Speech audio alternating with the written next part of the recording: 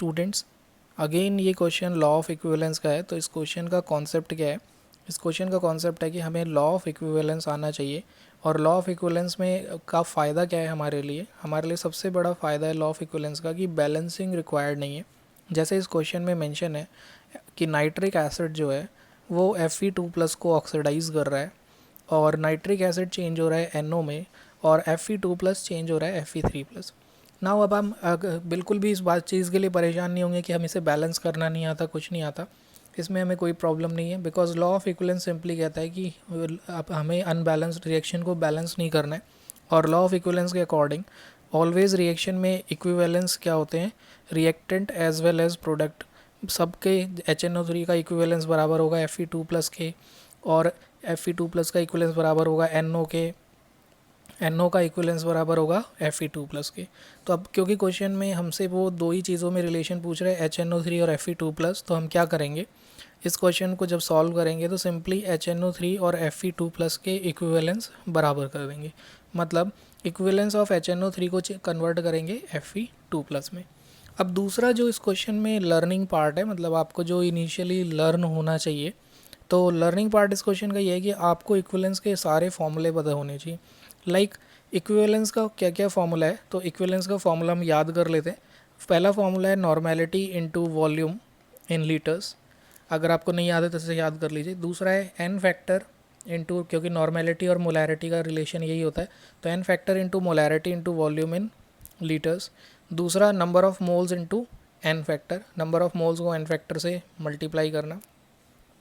Now और अगर detail में जाए तो नंबर ऑफ मोल्स होता है given mass by molar mass into n factor, और we know that molar mass by n factor is equivalent wait.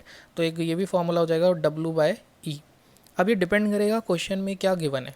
For example nitric acid में molarity mention है, तो हम देखेंगे कि मोलैरिटी और यहाँ पे मोलैरिटी को और वॉल्यूम को इन्वॉल्व करके, क्योंकि क्वेश्चन पढ़ते हैं how much volume of 5 molar nitric acid, तो आपको यहाँ पे पता होना चाहिए वॉल्यूम और मोलैरिटी का रिलेशन है। तो देखेंगे कि ऐसा कौन से फॉर्मूले में है, तो वो है n factor into molarity into volume, इस रिलेशन में। तो ऑब्वियसली हम यहाँ पे लिखने वाले n factor into molarity into volume in litres equivalence of Fe2+। Fe2+ का हमें क्या मेंशन है क्वेश्चन में वो देखते हैं। तो वेट मेंशन है, तो हम देखेंगे वेट के साथ क्या रिलेशन है। तो वेट के साथ हमारे पास जो रिलेशन है वो है W/M इंटू एन फैक्टर। तो डेफिनेटली जब लॉ ऑफ लिखेंगे तो W/M इंटू एन फैक्टर। बस यही मेहनत है या यही होमवर्क है या सेल्फ थिंकिंग प्रोसेस है, अप्रोच है इस क्वेश्चन को करने का कि हमें क्या इक्वेट करना है।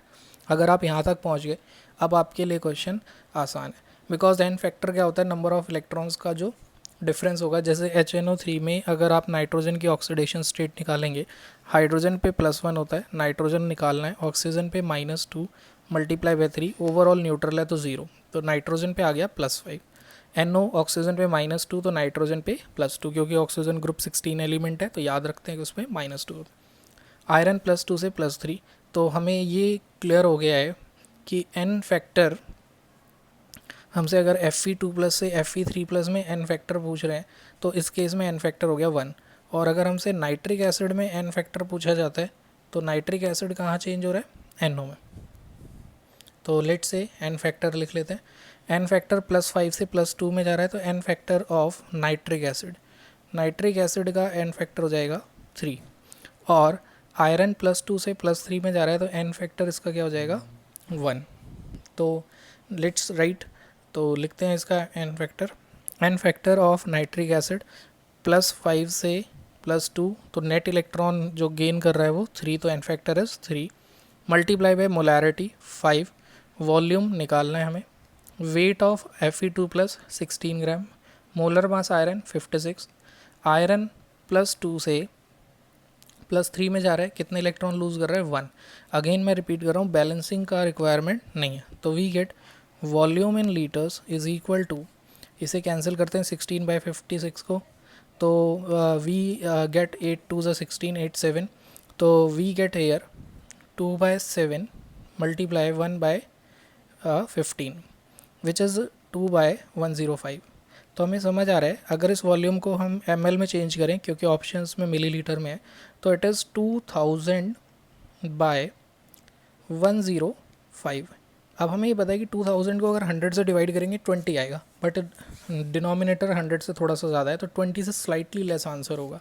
तो our answer would be 19.05 ml। So correct answer is 2। Thank you.